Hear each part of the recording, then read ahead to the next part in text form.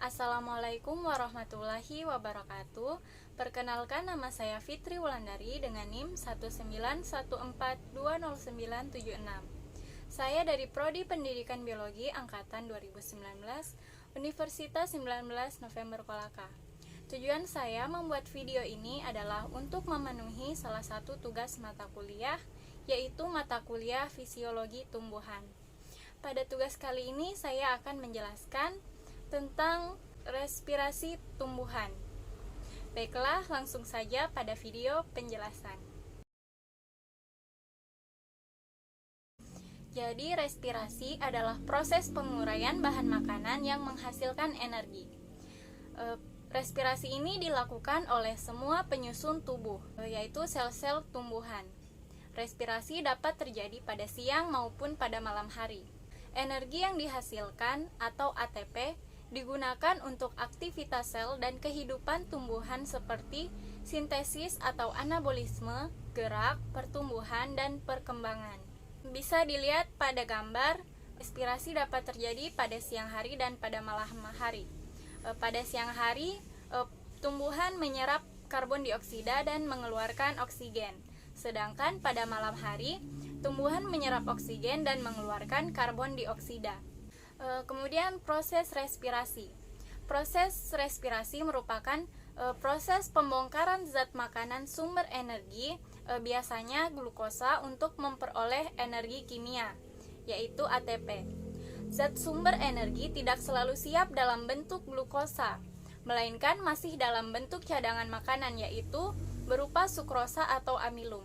Karena itu, zat tersebut harus terlebih dahulu dibongkar secara hidrolitik. Respirasi tumbuhan ada dua macam, yaitu respirasi aerob dan respirasi anaerob. Pada respirasi aerob, memerlukan oksigen, penguraiannya lengkap sampai menghasilkan energi karbon dioksida dan uap air. Sedangkan respirasi anaerob tidak memerlukan oksigen, tetapi penguraian bahan organiknya tidak lengkap. Respirasi ini jarang terjadi jika hanya dalam keadaan khusus. Kemudian respirasi aerob. Respirasi aerob biasanya terjadi pada semua makhluk hidup termasuk tumbuhan. Respirasi ini berlangsung seumur hidup. Energi yang dihasilkan besar, tidak merugikan tumbuhan, memerlukan oksigen, hasil akhir berupa karbon dioksida dan uap air. Respirasi aerob berlangsung dalam 4 tahapan, yaitu pertama glikolisis, kedua dekarboksilasi oksidatif pirufat, ketiga siklus Krebs, dan keempat rantai transport elektron. Tahapan yang pertama dalam respirasi aerob yaitu glikolisis. Glikolisis ini merupakan serangkaian reaksi kimia yang mengubah gula heksosa, biasanya glukosa, menjadi asam pirufat. Reaksi glikolisis berlangsung di dalam sitoplasma sel dan tidak memerlukan adanya oksigen. Oksigen tidak dibutuhkan pada konversi glukosa menjadi asam pirufat, sehingga glikolisis dianggap sebagai cara menghasilkan energi pada jaringan tanaman ketika konsentrasi oksigen rendah. Glikolisis dapat dibagi menjadi dua fase. Yang pertama, fase persiapan atau glukosa diubah menjadi 2 senyawa 3 karbon. Pada fase ini tidak dihasilkan energi, tetapi membutuhkan energi 2 ATP. Kemudian yang kedua, fase oksidasi, yaitu senyawa 3 karbon diubah menjadi asam pirufat.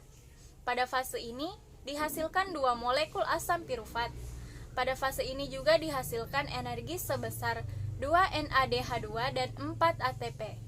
Bisa kita lihat pada gambar bagian glikolisis. Jadi glikolisis ini berlangsung di dalam sitoplasma. Glukosa atau C6 diubah menjadi C3, menggunakan 2 ATP, menghasilkan 2 ATP, dan menghasilkan 2 molekul asam pirufat atau menghasilkan 2 molekul pirufat. Proses respirasi aerob yang kedua yaitu dekarboksilasi oksidatif pirufat. Pada reaksi ini yaitu reaksi antara yang menghasilkan asetil-CoA. Dekarboksilasi oksidatif pirufat adalah proses pengubahan asam pirufat yang dihasilkan pada tahap akhir glikolisis menjadi senyawa asetil-CoA yang jika direaksikan dengan asam oksaloasetat akan masuk ke dalam siklus Krebs. Reaksi berlangsung pada membran luar mitokondria. Reaksi ini sangat kompleks dan memerlukan beberapa kofaktor dan suatu kompleks enzim. Dapat kita lihat skema dekarboksilasi oksidatif. Respirasi aerob yang ketiga yaitu siklus Krebs. Pembongkaran asam pirufat secara aerob menjadi karbon dioksida dan air serta sejumlah energi kimia. Asetil-CoA merupakan mata rantai penghubung antara glikolisis dan siklus Krebs. Reaksi ini berlangsung di dalam matriks mitokondria. Siklus Krebs terjadi dalam dua fase utama. Yang pertama fase pembentukan asam sitrat dan yang kedua fase regenerasi asam oksaloasetat. Pada reaksi siklus Krebs atau 2-asetil-CoA dihasilkan energi sebanyak 6 NADH2, 2 FADH2, 2 ATP, dan 4 CO2 atau karbon dioksida. Respirasi aerob yang keempat yaitu rantai transport elektron. Untuk menghasilkan energi, diperlukan sistem transport elektron. Transport elektron berlangsung di dalam membran mitokondria sebelah dalam. Lintasan utama transport elektron dimulai dengan 2 elektron dan 2 ion H+ dipindahkan ke NAD, sehingga akan direduksi menjadi NADH2. NADH2 memindahkan 2 elektron dan 2 ion H+ ke suatu enzim plavin. Plavin mononukleotida atau FMN atau plavin adenine dinukleotida atau FAD, sehingga mereduksi senyawa tersebut. Pembentukan energi dalam sistem transport elektron atau rantai respiratoris dikenal juga sebagai fosforilasi oksidatif biologis. Dapat kita lihat pada bagian rantai transport elektron. Kesimpulan dari proses respirasi aerob. Pada tahapan glikolisis, tempatnya yaitu di sitoplasma, substratnya yaitu glukosa, dan yang dihasilkan adalah 2 asam pirufat, 2 ATP, dan 2 NADH. Pada tahapan dekarboksilasi oksidatif, tempatnya yaitu di matriks mitokondria, substratnya 2 asam pirufat, dan hasilnya 2 asetil-CoA, 2 NADH, dan 2 CO2. Pada tahapan siklus Krebs, bertempat di matriks mitokondria, substratnya yaitu 2 asetil-CoA, yang dihasilkan adalah 6 NADH, 2 ATP, 2 FADH, dan 4 CO2. Pada tahapan transport elektron, tempatnya yaitu di krista mitokondria, substratnya NADH yaitu 3 energi, dan FADH sama dengan 2 ATP. Yang dihasilkan adalah 34 ATP dan H2O. Setelah tadi membahas tentang respirasi aerob, sekarang saya akan membahas tentang respirasi anaerob. Pada kebanyakan tumbuhan dan hewan, respirasi yang berlangsung adalah respirasi aerob.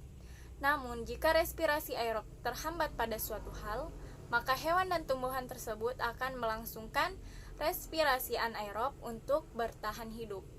Pada umumnya, respirasi anaerob pada makhluk hidup hanya terjadi jika persediaan oksigen bebas ada di bawah batas minimum.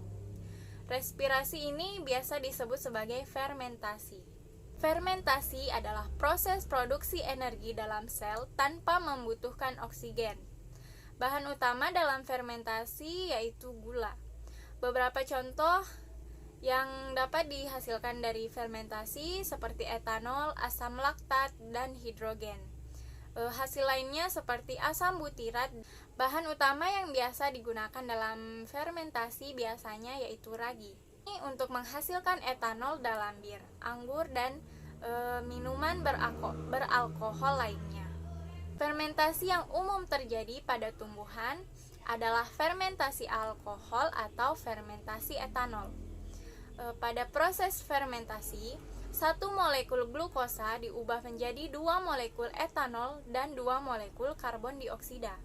Seperti pada glikolisis, glukosa diubah menjadi asam pirufat selama proses fermentasi. Lalu asam pirufat tersebut diubah menjadi etanol dan karbon dioksida dengan bantuan enzim karboksilase dan alkohol dehidrogenase. Selanjutnya, faktor-faktor yang dapat mempengaruhi respirasi. Pertama yaitu faktor internal. Dalam faktor internal yang dapat mempengaruhi yaitu jumlah plasma dalam sel, jumlah substrat respirasi dalam sel, serta umur dan tipe tumbuhan.